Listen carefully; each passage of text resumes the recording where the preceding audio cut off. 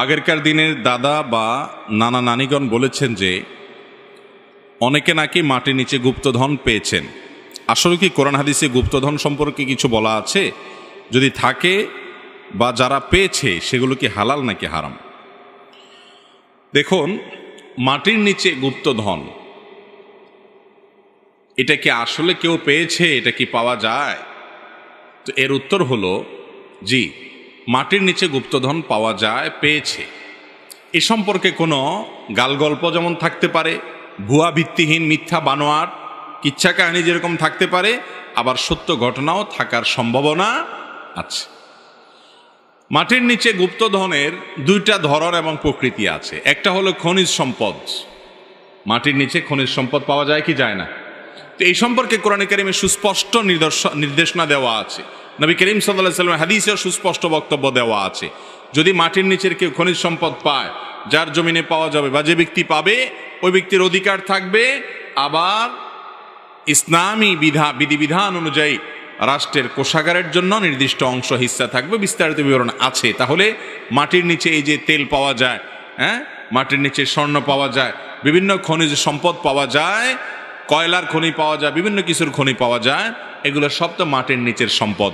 অতএব মাটির নিচ থেকে সম্পদ উদ্ধার করা বা সম্পদ পাওয়া যাওয়া, এটা বলতে যদি খনিজ সম্পদ বোঝানো হয় তাহলে সেটা তো আজও পাওয়া যাচ্ছে পৃথিবীতে বিভিন্ন জায়গায়, আগেও পাওয়া গেছে এবং ভবিষ্যতেও পাওয়া যাবে।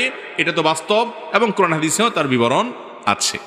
আর মাটির নিচে সম্পদ পাওয়া বলতে যদি, গুপ্তধন পাওয়া বলতে যদি আমরা সেটা বুঝাই যে টাকা পয়সা সোনাদানা এগুলা পাওয়া যাওয়ার কথা, তো সেগুলো এক সময় পাওয়া যেত। এর একটা বড় কারণ হলো আগের যুগে মানুষ সোনাদানা, বিশেষ করে স্বর্ণের যে টাকা পয়সা ছিল, মুদ্রা ছিল, সেই মুদ্রাগুলো সেগুলোকে তারা আগের যুগের যে স্বর্ণ এবং রূপা এবং এগুলোর যে মুদ্রা, সেই মুদ্রাগুলোকে বিভিন্ন হাঁড়িতে পাতিলে করে সঞ্চয়ের জন্য মাটির নিচে চাপা দিয়ে রাখত।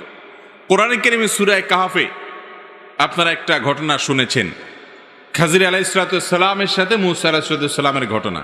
সেই ঘটনা থেকে বোঝা যায় যে দুজন বালক, তাদের বাবা মা তারা নেককার ছিলেন। সন্তানের ভবিষ্যতের জন্য ওয়ালের নিচে মাটি খুঁড়ে সেখানে কিছু এরকম স্বর্ণ বা রৌপ্য মুদ্রা ইত্যাদি সেগুলো রেখে দিয়েছিলেন। এবং সেগুলো এমনভাবে রেখে দেওয়া ছিল যে এককালে তারা সেগুলো খুঁড়ে পাবে, হয়তো ইশারা ইঙ্গিতে, ওসিয়তে, চিঠিতে বিভিন্নভাবে হয়তো বলা থাকতো। এবং তখন সম্পদ ভবিষ্যৎ প্রজন্মের জন্য, সন্তানদের জন্য বা নিজেদের জন্য রক্ষা করার এই প্রক্রিয়া অবলম্বন করা হতো। এই জন্য দেখা যেত কেউ মাটি খুঁড়ে এরকম কোনো সম্পদ পেয়েছে। এগুলোর বাস্তবতা কোরআন হাদিস থেকে প্রমাণিত, যেমন সূরা কাহফের ঘটনা থেকে বোঝা যায়। আবার এ নিয়ে কোনো গালগল্প থাকতে পারে, যেমন আমাদের দেশে বিশেষ করে নানি দাদিরা অনেক গল্প শোনান। এগুলোর কতটা সত্য কতটা মিথ্যা আল্লাহ তাআলা ভালো জানেন। তবে এটা ঠিক যে আগের যুগে এই জাতীয় খনিজ সম্পদ পাওয়া যেত, তবে সেগুলো কোনো অলৌকিক কিছু না, সেগুলো হলো মানুষ নিজেই পুঁতে রাখতো, সেগুলা কেউ না কেউ হয়তো উদ্ধার করে পেত। আর এর বাইরে খনিজ সম্পদের কথা তো বললামই। অতএব মাটির নিচে কোনো সম্পদের আপনার ভান্ডার খুঁজে পাওয়া, এই ঘটনাগুলো একেবারে অলিক নয়, অবাস্তব নয়। এগুলো মৌলিকভাবে ঘটতে পারে, ঘটেছে, এবং কোরআন হাদিস থেকেও সেরকম পাওয়া যায়। এখন বলতে পারেন তাহলে এই যুগে কেন পাওয়া যায় না?